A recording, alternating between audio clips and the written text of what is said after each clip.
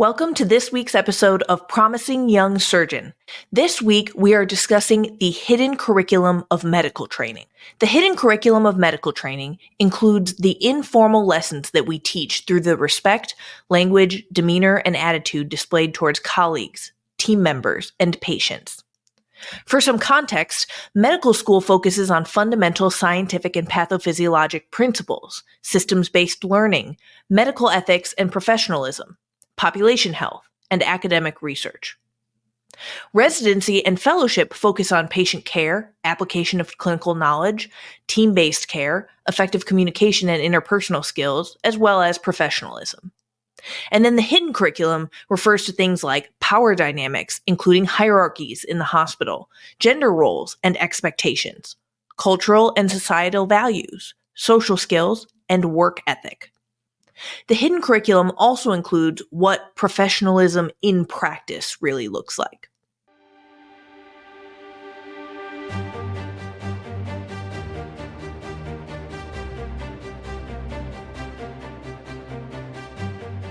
So today we're going to start off with a really fun journal article review. This is about hierarchy in the OR. And I love this study is from Canada. It came out in 2015. It's titled Residents' Reluctance to Challenge Negative Hierarchy in the Operating Room, a Qualitative Study by Bold et al.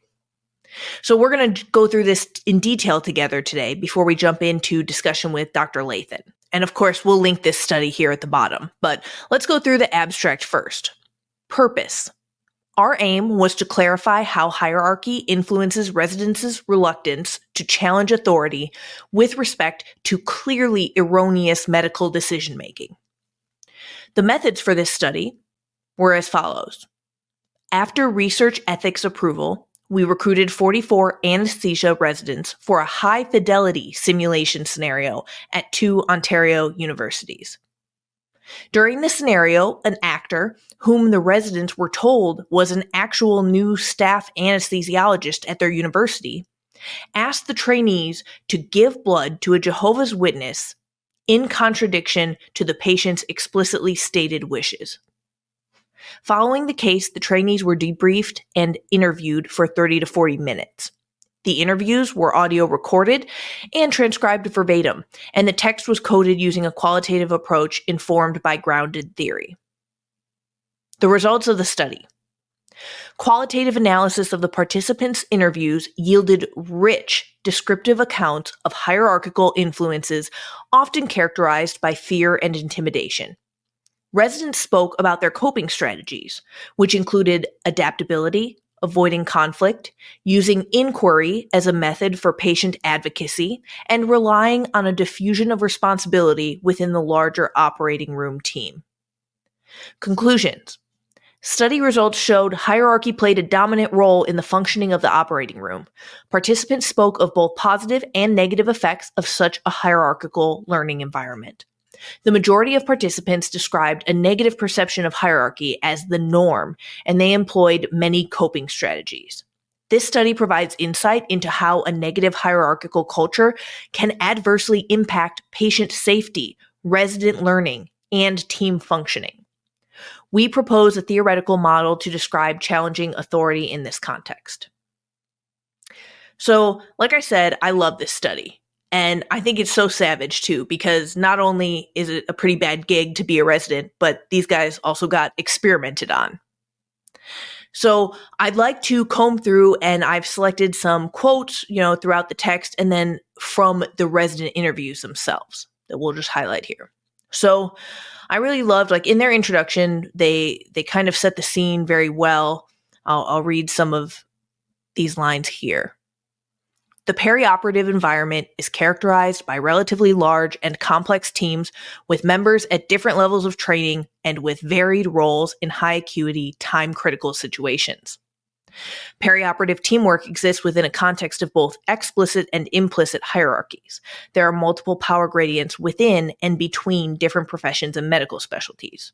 For instance, while there's a clear line of command between an attending anesthesiologist and their resident, there may be a less formal status asymmetry between anesthesia and nursing, and more fluid power relations between surgery and an anesthesia.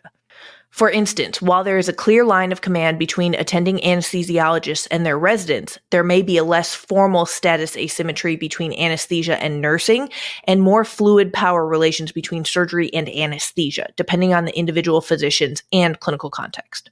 So, again, this article didn't really tell me anything new, but there's so much that people don't believe until they see it in an academic journal article. And so I love how this provides some structure and some real qualitative studies and quotes. Under the results section, they do include snippets of the resident interviews. So under hierarchy and some of those interview questions, the interviewer said, "How do you know that there is that hierarchy? Is it taught in school? Is it taught okay, you're resident 3. It's embedded into you from day 1 of medical training. Resident 26.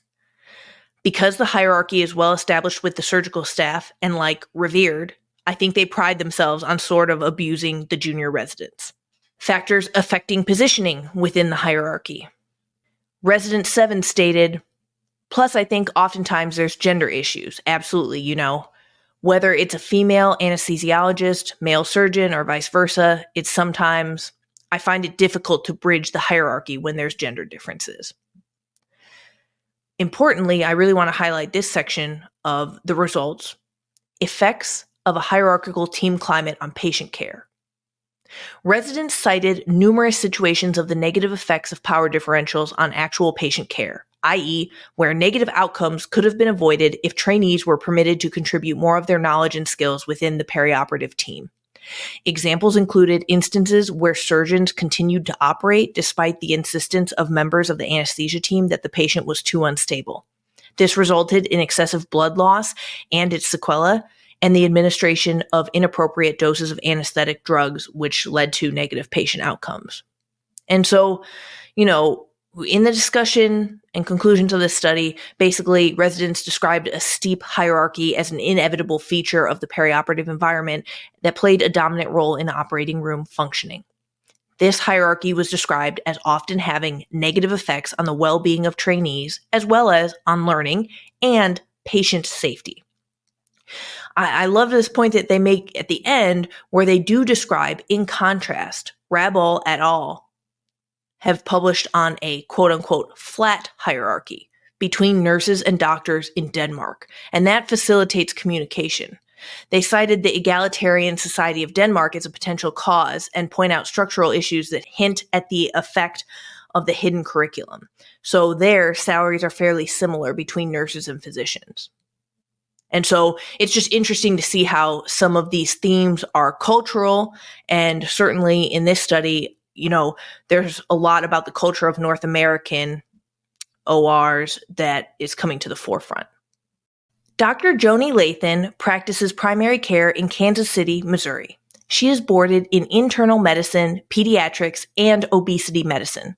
She is an assistant professor of internal medicine and pediatrics at the University of Missouri, Kansas City. Dr. Loethen was a Division I softball player at the University of Missouri as she obtained a bachelor's degree in nutrition and fitness, then a master's in exercise physiology. This was followed by a career as a health coach and fitness mentor, along with roles in cardiac rehab and clinical exercise testing. She ultimately decided to pursue a career in medicine at the age of 29. And she then attended medical school at Michigan State University, followed by a 4-year combined residency in internal medicine and pediatrics at the University of Missouri, Kansas City. She served as chief resident of the internal medicine program of UMKC and house staff president of the UMKC's residency programs. Aside from her clinical work, she has engaged with quality and process improvement with her healthcare institution, specifically looking at how to expand and enhance primary care in a way that preserves quality, improves patient outcomes, and provides a sustainable work environment for every member of the healthcare team. She is actively engaged in physician advocacy and organized medicine, serving roles within her local, state, and national medical associations. Thank you so much for joining me today, Dr. Loethen. Thanks so much for having me. This is such an honor.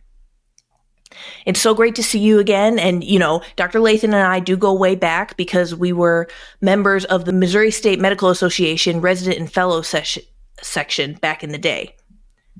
We were. And I really do want to say as a quick plug that I have loved your bi-weekly column on the hidden curriculum of medical training on Rethinking Residency. And it is your unique background experience, skill set, and passion for medical education, as well as physician advocacy, that uniquely positions you as a leading physician voice on this topic. Thank you so much. It's been such a joy to explore that topic because I think it's something that we need to talk more about. So just jumping into things here, what is your relationship to residents in your program and as part of your practice? As my current practice, I work with residents in clinic who are rotating through their primary care rotations, or we have a continuity clinic. So typically every 5 weeks, residents come through the clinic and they own their own panel of patients. And I am a faculty who helps oversee that practice. Wow, that's awesome. Is that for internal medicine residents that they get to have their own patient population in that setting? Yeah, internal medicine, and then also our med peds or internal medicine and pediatrics residents get that as well. It's part of the, helping them relate to primary care and what that might be like in the real world. So we help them own patient experiences and patient care by having their own panel of patients, overseen, of course, by faculty. That's awesome. So in terms of what that practically looks like, are you kind of in the physician room or physician workspace and they can come run anything by you?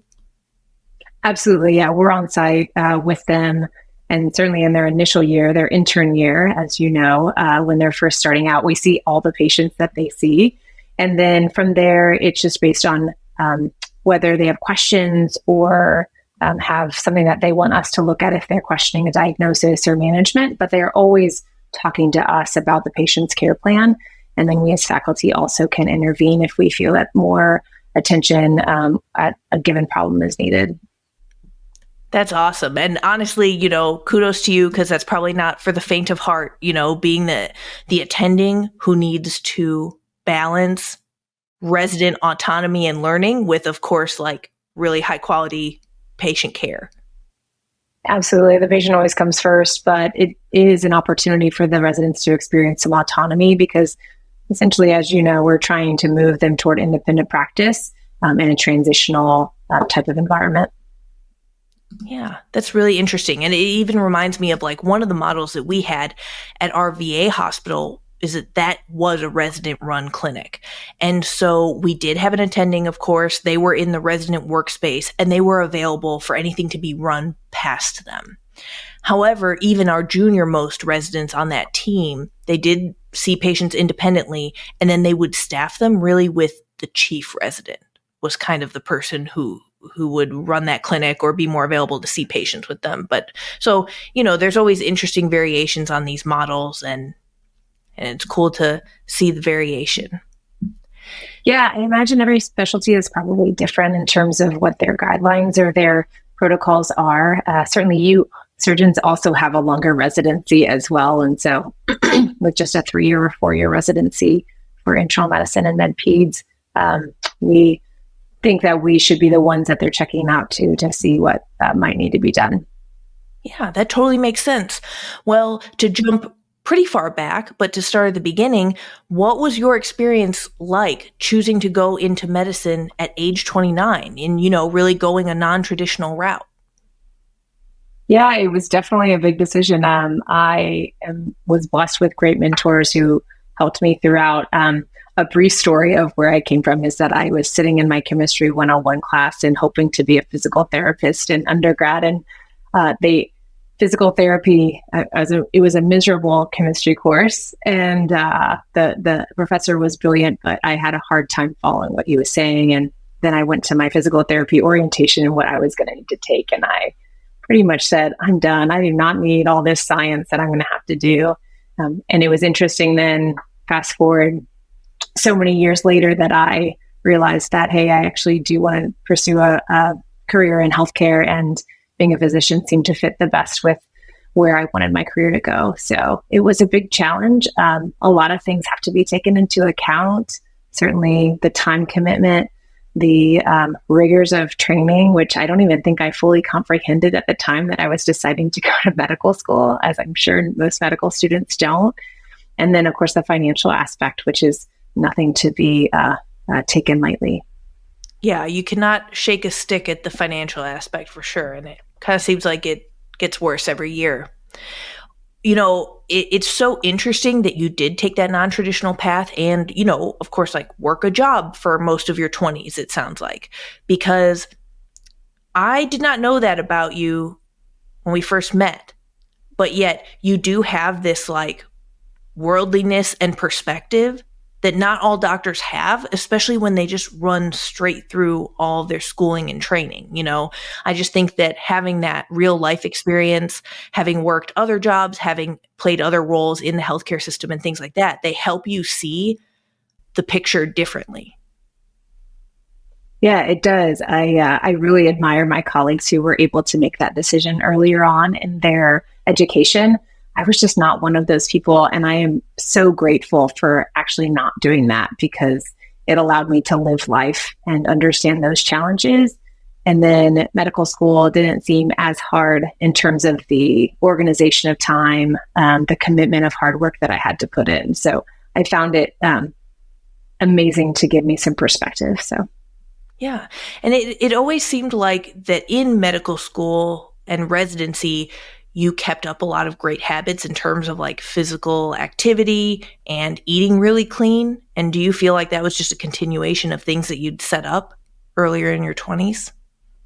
Yeah, I think I developed some fortunately good habits, I think, throughout my pre-medical school life. And it was easier to continue those because it was just part of my routine and I was so committed to it. And I also knew medical school was going to be hard and a lot of hours, and I knew residency was going to be a lot too. Definitely my non-negotiables were maintaining my fitness and nutrition so that I could actually feel good about myself no matter what residency was going to throw at me. Now that didn't always work. There were definitely dark days in residency and medical school, but I do think it helped quite a bit. I love that so much. And, you know, I'm kind of the other end of the spectrum. Never learned to cook until a senior residency. And even then, it's pretty few and far between. I kind of went into medical school on the granola bar diet, and I carried those habits with me, you know, just eating Fig Newtons and like Ruffles most of the time. If you had to give advice on ways to optimize nutrition for incoming medical students, or like a graduating medical student who's about to be hit with the residency training experience, what do you like to advise people? Gosh, that's a great question. I would say first and foremost, as you know, get as much sleep as you can, because whenever we're all sleep deprived, it definitely does not do well for our willpower and saying no to the cafeteria at 12 a.m. So, but I think the most important thing is you have to plan and be organized to do it. It doesn't take a lot of time once you set up your systems, but it does take some planning. Like if you don't want to succumb to the temptations of the cafeteria over lunch hour, whenever that lunch hour might come for you, if it comes at all, then, planning ahead and packing something for lunch that you know is going to be sustainable. And then also listening to your body. You know, I think we all know what makes us feel good and what makes us feel not so great. And remembering how certain foods make you feel and realizing that, if I want to feel better, I know that these foods sustain me throughout the day and they don't make me crash in the middle of the day or at night. And these are the foods I should be incorporating. Yeah. Do you have any like 2 or 3 go-to foolproof snacks for the trainee on the move? No pressure. I would say I always got teased kind of in training that I would always pack a salad and I would just like load it up. A salad as like big as my head. And that always like got me through the morning because I knew I was going to go get it. And then it also sustained me through the afternoon. In terms of snacks, I mean, I think Protein shakes are fantastic in the morning because we're all on the go, or even making a shake the night before with your favorite fruits and that type of stuff is a good thing to just keep that's going to preserve in the fridge and you can just grab and go. I think that's the key because most of us want to get as much sleep as possible. Yeah. So set yourself up for success. Don't rely on willpower alone to help you eat better and do the things you want to do. No, that's so perfect. And obviously, like, I veiled it. I was like, oh yeah, like, what would you tell a trainee who didn't know how to like properly, get their nutrition in and plan ahead? And I'm like, the person who doesn't know is me. Like, it's just me. I'm that fake trainee from the hypothetical scenario. No, I'm just kidding. But that's very helpful. And I think that physicians who have cracked some of that code in terms of maintaining their non-negotiables and being able to carve out time to take care of their bodies and minds, like, that's awesome. We can all learn so much from you. Yeah, I think, again, knowing what foods make you feel good and then recognizing that, because otherwise you get into this vicious cycle of, I didn't sleep last night. I had to wake up at 4 a.m. I'm going to eat something that I know isn't good for me. I'm going to crash in the middle of the day. I'm not going to sleep well again at night because of what I ate that day. And so I think just kind of knowing how your body responds to things. Totally. Well, so to shift into the main topic that we're here to discuss, there's just not a huge volume of literature out there on the topic of the hidden curriculum. There is, for instance, I just shared the journal article about hierarchies in the OR, and I really love that. That's from back in 2015 in Canada. But hopefully one day we can more formally build this type of curriculum into medical training. But, my question for you is, how can we best educate residents across the country on the hidden curriculum? Yeah, I think it starts with faculty. I don't know that you can tell residents what the hidden curriculum is because I don't think they know it when they're coming into residency. But if you have programs within your residency that are the residents as teachers programs where they're kind of nurturing that, I think building professional skills and reinforcing those in residents is really important. I was a chief resident and I loved my first year residents, and they kind of become your kids, right? Because you're owning that group, and the seniors are great because they've already been kind of trained in the initial trenches. But as a chief resident, you really get to know the interns that come in during your chief year. But I had to remind myself that for a lot of them, that's their first job. So professional skills may have not been taught in medical school. They're getting their first salary. They are really learning how to more independently interact with patients and not maybe have direct oversight all the time by a faculty.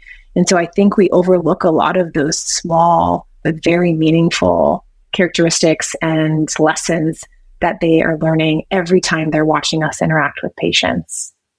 So that's so true. And, building on the fact that this is many people's first job, it's like they don't have often a history of like coworker relationships. They don't know what that looks like all of the time. And so sometimes we see different ways that plays out in the hospital. Like it's a very high acuity, time sensitive, like critical care situation, and interpersonal effectiveness skills can just fall by the wayside, in part because we're never formally taught them and people may have not seen them modeled in jobs before.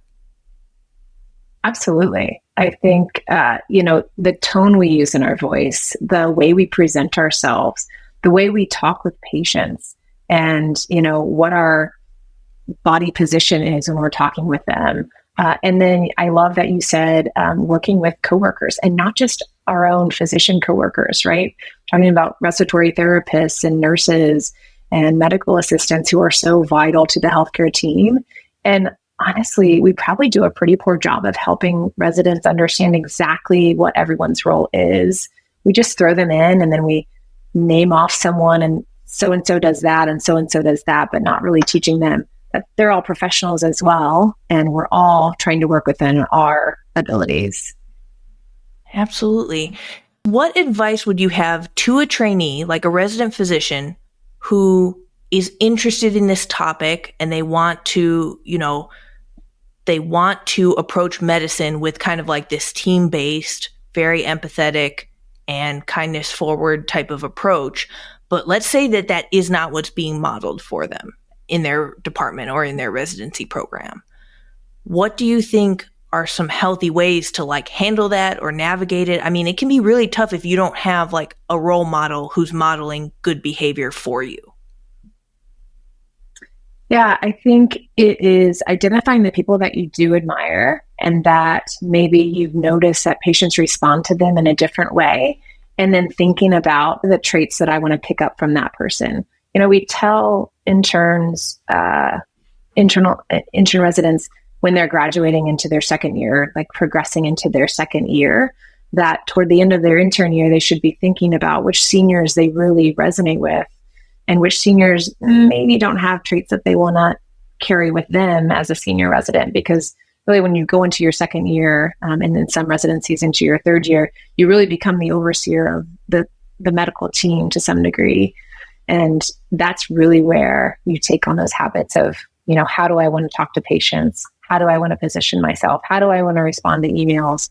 You know, what is the mood that I want to bring into the workroom? And those types of things. Those little things make a big difference.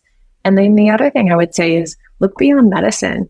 You know, we're not the only customer service industry. And I'm not calling patients customers, there are patients, but, you know, there's a lot of analogies between business and other professions that they've mastered this somehow, right? So there's a lot of things that we can learn from other industries that I think we kind of get in our silo of medicine. And we are very smart individuals when we get out of medical school. And I think sometimes we take that for granted when it comes to relationship building, how to network, how to market an idea or sell an idea, and just how to carry yourself throughout your workday. That gets me so excited because I agree with you. There's like an incredible wealth of knowledge out there. You know, I agree. I do look to the business world. And so two different titles that come to mind where I have been very positively impacted by books that I've read. And they've affected who I am as a doctor and how I approach all of my interactions with other people, whether they are my patients or they are coworkers or, you know, really all relationships. And so the two titles for me, and I'd love to hear like if you have a couple titles that you've checked out recently that really resonated with you on this front. But number one, probably Talking to Strangers, which, you know, that was a huge bestseller and you've probably seen it in all your bookstore front windows. Mm-hmm. Yeah. Yep. It was just so helpful. It really helps us like consider how we approach all of our interactions, not just from the ego, the self, but like how other people may be perceiving us, which again, I know in my medical career, I've never received formal training on that. Yet, you know, on a clinic day, like I meet 30 new people a day. So it actually, you know, it's a significant part of my practice, how I am being perceived by others or what type of energy or vocabulary I bring to each interaction. And then my second title would be The Charisma Myth, which I really loved. And that's one that a lot of people in the business world and like CEOs, executives use to optimize their charisma. The myth is that you're just born with it or you aren't. And so give up. And, you know, like if you're a quiet, nerdy person in your medical school class, like you'll just never have charisma, like, you know, just give up. And I can say as a very nerdy, weird person from my medical school class, like, nope, it is teachable. I haven't mastered it or anything, but I love that book has like just a lot of very practical exercises. It has skills laid out, but you can physically go through and, you know, do all these exercises as you're reading it. I love those books. I have not read the second one that you named, but definitely Talking with Strangers or anything by Malcolm Gladwell. He's just such a gifted writer and now podcaster. Actually, he has a great podcast. So The Charisma Myth is by Olivia Fox Caban. And okay. Yeah, it's pretty fun. It's just like a very fun, you know, beach read. It's a quick thing. So yeah, I'd love to hear your titles. And if you have to look up, No, I have my go-tos, but they're actually not recent reads. They are books that I read way before medical school. When I finished my master's and I was doing some health coaching and definitely more of a customer service industry, I always admired people who could network really well and they could strike up a conversation with anyone. And I don't even know, I think I was listening to a radio talk show at the time and this book kept coming up, and it was How to Win Friends and Influence People by Dale Carnegie. Yes. I picked it up last year and I try to flip through it at least once a year. And it's amazing how many of the principles still apply. And it's little things like find something that the other person wants to talk about, use their name, and people love to hear their name whenever you're in conversation. So I recommend that to any medical student or anyone in any business or any industry, actually. I think it's a great book. And then the other two, I would just give authors because they're both fantastic, which is Stephen Covey. He wrote The 7 Habits of Highly Effective People. Oh, yes. I think my brother gave me that for like my college or high school graduation. And it was such a great book that rings true today as well. And he has a lot of different iterations. And then John Maxwell, he wrote a lot of books on leadership and a lot of how to manage people, how to be a leader. And if you think about it, every physician is a leader of the healthcare team. So I think it is so essential that we're teaching that early in medical training, as early as medical school. That's wonderful. I have to check out John Maxwell. Is that right? He's the third author you listed. Yeah, I absolutely have to check that out. But no, that's great. And definitely always appreciative of new book recs, especially on these like really important topics. And yes, the reality is that as physicians, it is on us to, in our strive to always be the best like doctor or surgeon that we can be, kind of hone these skills. So in your capacity, as a teacher, an instructor, and role model for your residents, how much do you explicitly talk about anything that falls under the hidden curriculum? Or do you just kind of like lead by example and it doesn't come up in much literal conversation? No, that's a really good question. I think I bring it up in terms of if I feel like there was maybe there was an encounter where the patient wasn't as open as I thought they could have been, if it's a sensitive topic, or if I just think there's maybe something deeper. I do like to go back in the room with the resident and just kind of feel out what the patient's feeling and kind of what their body language is saying. Sometimes I feel like maybe I can help model, first of all, how to build a relationship pretty quickly within a single encounter. And then also walk the trainee or the resident through that experience as well, and then debrief outside of the room. I probably don't do it as often as I should, to be honest, but you were challenging me to do it more often, for sure. No, that's great. And leading by example, serving as a really strong role model. Obviously, that's enormous. We don't discount that at all. But I do think that it's interesting, especially because like I've loved some of your columns that you've written. You talked about, for instance, the importance of sitting down in a patient's room, either, on their end of their bed or on a chair or, whatever's available. And I would love if you could kind of speak to that aspect of the hidden curriculum, which is very practical. Absolutely. I think we're taught in general why we need to do that, but it astonishes me in practice how often I see people not sitting down and just getting at eye level with the patient. I even now feel very awkward when I'm standing and the patient's sitting. If for some reason there's not a chair in the room or something, it just feels very strange. I've actually gotten into the practice, if I'm working in the hospital, to actually bend down, which is not comfortable, but like you're in a squat position, but it makes all the difference. And you can see the patient's face completely change when you get on their level. And they just open up and they're more free to express what their concerns are and buy into the treatment plan too.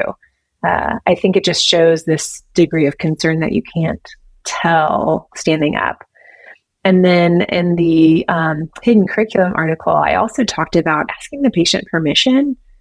This is more so in the inpatient environment, but he was a great mentor of mine when I was in medical school. And it was remarkable to me, not that he sat down necessarily, but that he actually asked the patient who was in the room. He didn't have a chair there to sit on, so the only option was the bed. And before he did that, he asked the patient, "Is it okay if I sit down on your bed?" And he actually called it your bed.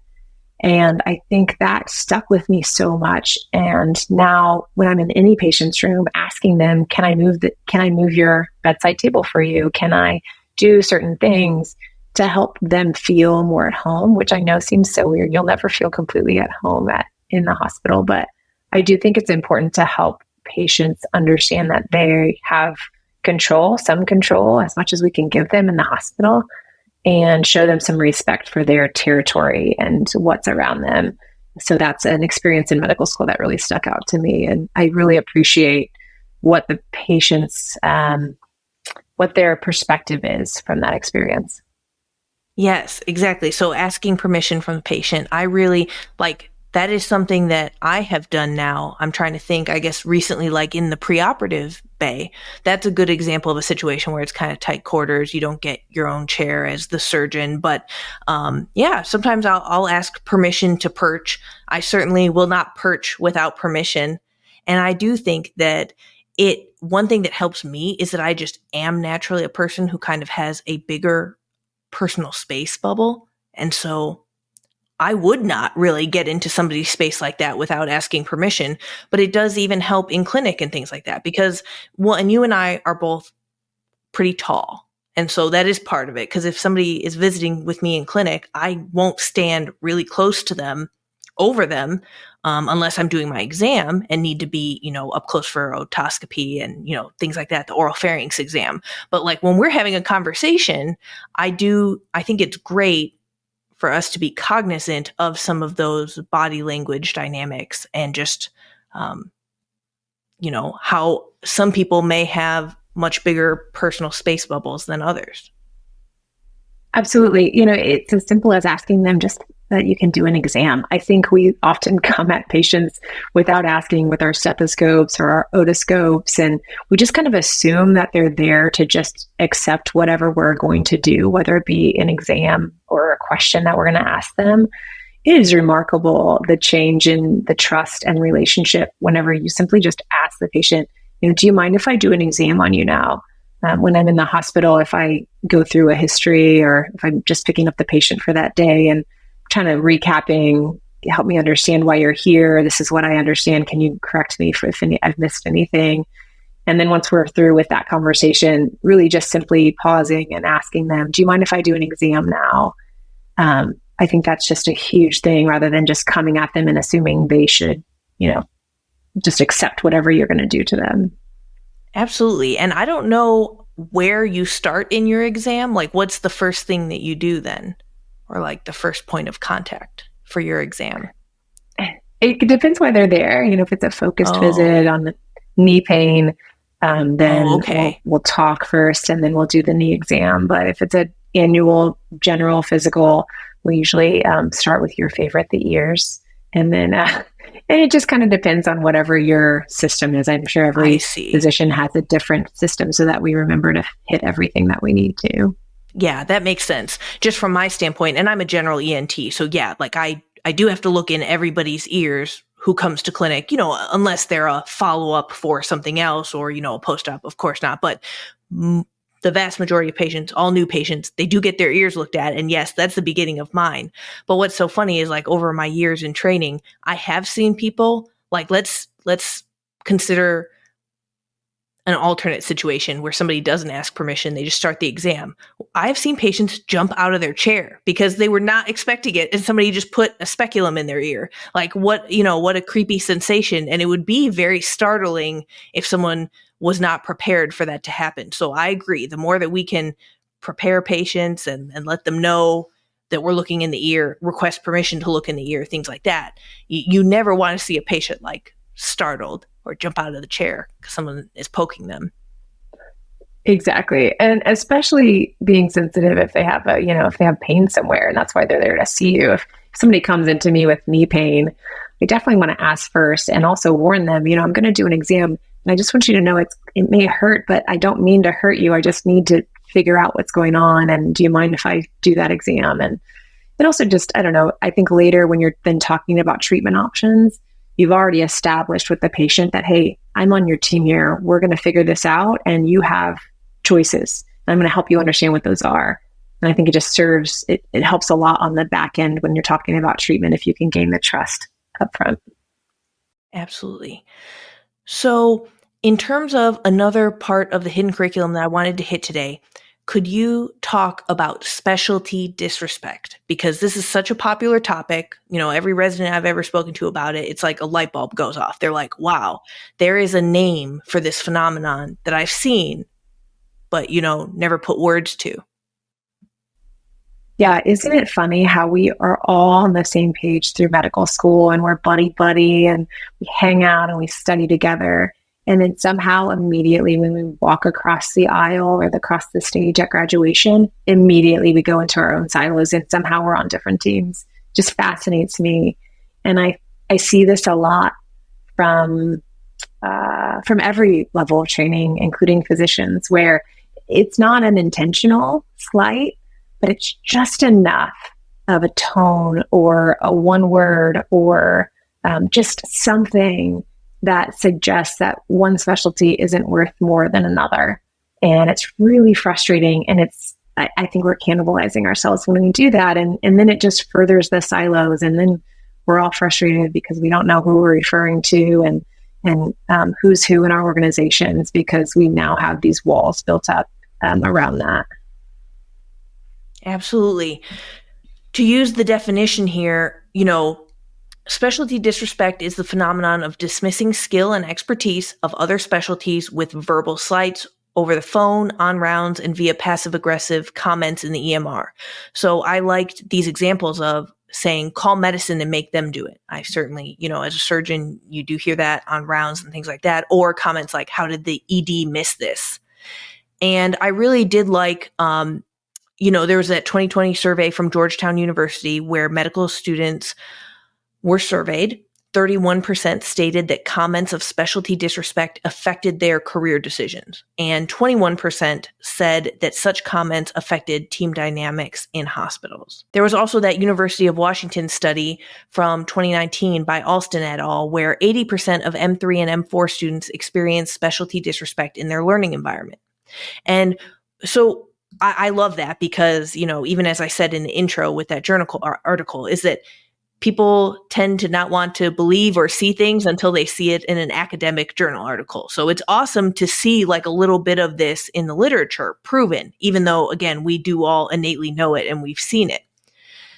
One point that I love to make, especially when I'm talking to like the next generation, like if I could give advice to pre-meds, medical students, residents, anybody, my advice would be do what you want, because this issue of specialty disrespect, yes, we should do everything that we can to address it, not perpetuate it, broadly end that cycle and basically unsilo, like what Dr. Loethen was referring to. But in the meantime, like let's say that you're making your decision now and you're like, well, I want respect. I want to be, one of these doctors who's like higher up on the food chain in the hospital. I don't want people disrespecting me in the hospital. You make your choice. Well, guess what? I can definitely say that the issue of specialty disrespect and having witnessed it and things like that during my education did affect my decision. And, I chose to go into ENT.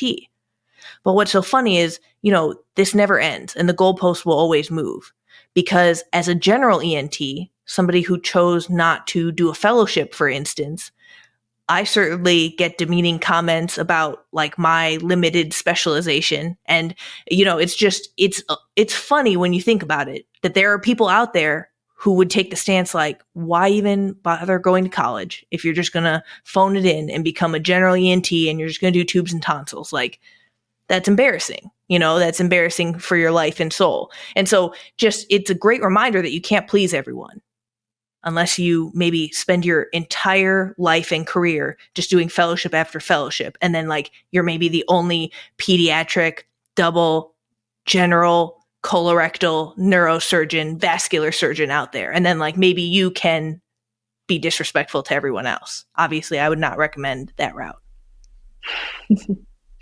Yeah, it's, I think you hit so many things on the head where I think it starts with the stereotypes that we give medical students when we're talking about specialties, and we talk about, what this specialty is like, and then what that specialty is like. And you can't go into that specialty. You'd never fit in there, and that type of thing. And are those stereotypes true? Maybe to some degree, but they also create these biases. And then anytime you see, a certain specialty that's acting like you think they should, it's feeding that bias. And you fail to acknowledge whenever members of that specialty aren't doing those things.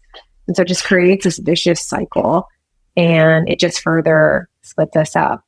I wonder if part of this issue is, oftentimes we're always just talking on the phone, specifically in residency, when you're calling the console. Sometimes now you don't even have to call, you just put in an order, and there's no personal interaction at all. I think also there's not a lot of overlap of our work environments outside of calling for a consult or asking for a curbside, because we don't work in the same workrooms.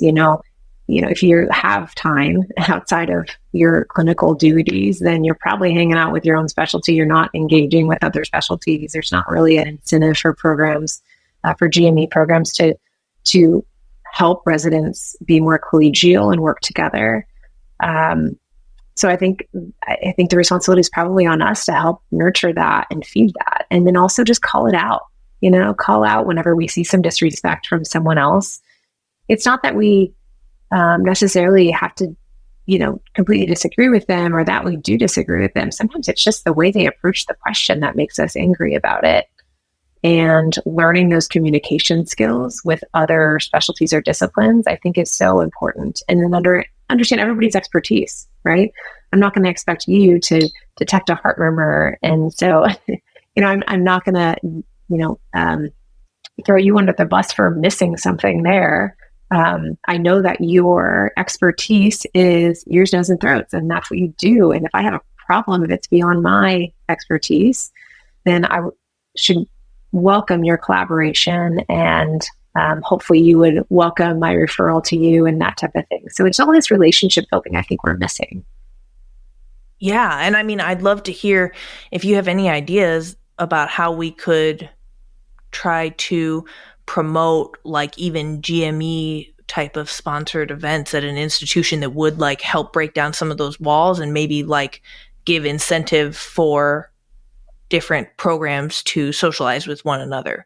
But it's so funny because I totally agree with you about how we just take it situation by situation. But one that comes up for like our younger surgeons that I do feel like I used to do some teaching on by the time that, I was a chief is the middle of the night consult, which is so funny. Like, so when you are taking junior call on a surgical service, of course, like there are going to be those 1 or 2 or 2:30 or 3 a.m. pretty brutal consults, because you went to bed late, presumably seeing consults, and, you got to be up early to round. And so sometimes it will hit right in that like couple hour window that you had.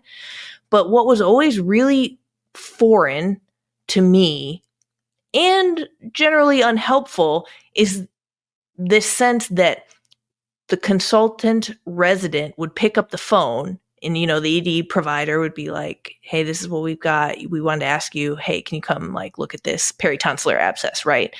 And that the consultant or surgeon would yell at them. They would be mad at them. They would respond as if like you had personally victimized me and my family. And it's so funny because even when I was going through it and I was burnt out and I was exhausted, I was like, I'm sure this person doesn't want to be calling me and waking me up, like just that understanding. Because we all have been that other person. Like I fully remember being an intern in the ED and calling these consults. And I was like, I'm afraid. Like I don't want to be calling you any more than you want me to not be calling you. You know what I mean? And it's just kind of that ability to maybe put yourself in the consulting physicians or the consulting provider's shoes could be very beneficial, I think, in not having like a reaction to that phone call that does not behoove you. Yeah, the midnight consult call. That's a good one. So many layers to that. I think first it comes from a perspective of like, if you're the consultant, you have to say to yourself, hey, somebody's reaching out to me for help. Like this, whatever this is, even if to me it seems like such a simple thing, we would, we would kind of get worked up about orthopedics admitting somebody for, a femur fracture, who was completely healthy, but they had hypothyroidism and they were on a stable dose of levothyroxine, and they would consult medicine. And is that kind of like an overstep? Sure. But at the same time, they aren't trained to treat thyroid. So to me, I'm thinking, hey, I can help you. I'm more than happy to come see this patient. And if I really think this is a recurring problem and I think you guys could maybe handle it, maybe we develop a protocol to help you out, and then if it, falls outside the protocol, give me a call, but I'm always happy to help you. Right. I think that's it. I think you hit on something else where it's like the middle of the night and the consultant picks up and they're angry. I think you may have experienced this too, but avoid saying you're sorry when you're the one calling. So I think often I hear residents immediately as soon as, so-and-so picks up the phone for the consult, they're like, I'm so sorry to bother you. And I say, don't say sorry. That's what they're there for. Reframe it and say, thank you so much for taking my call. That shift in language helps so much, because then you're kind of putting it back on them to be like, oh, okay, they need me. Right. Instead of, oh, they're doing something wrong, they're apologizing. No, it's, hey, thank you so much for helping me out. This is a little outside my scope here. I need some help. That's true. That's a great point. And yeah, so there's so many of these like million little tips and tricks for us to, I think, conduct our business as physicians better. And so thank you so much for all that you do to be a phenomenal role model to the next generation of physicians, at your institution, but then also the work that you do like nationally and at the advocacy level to kind of make medical education a better place. I try. I don't know that I'm making much headway, but there are a lot of smart people working on this issue, and I'm confident that eventually we'll see the light at the end of the tunnel and hopefully get there. So the last question that I wanted to ask you is, do you believe in karma? Do I believe in karma? Like something bad happening because I did something to lead it on? Or good because of something good? Any version of karma. And people do have their own definitions of karma. Some people are like, I believe in this specific definition. I do. I think I do. I think I, believe in karma. And I think it also helps us hold ourselves to higher standards when we think somebody else is watching and, hey, I'm going to treat other people right because I expect the same from them. And so I do agree. I do believe in some karma. Perfect. Great. Well, thank you again for joining me today, Dr. Loethen. It is always such a pleasure to chat with and learn from you. Thank you so much, Frances May. This has been such a pleasure to do and so exciting. And I love what you're doing with this podcast, and your website is phenomenal. So thank you for what you're doing, because I really think you are showing residents that there is a light, and we can make this experience a little bit more tolerable, even though it's hard, and it's always going to be hard, and it's supposed to be. It doesn't need to be torture. So thank you for what you're doing. Follow me on Instagram at francismay.md and at Rethinking Residency. Visit my website, rethinkingresidency.com, to learn more about resident physician stories and ways that residents can most effectively navigate the game of residency. I cannot wait to connect with you on the next episode of Promising Young Surgeon.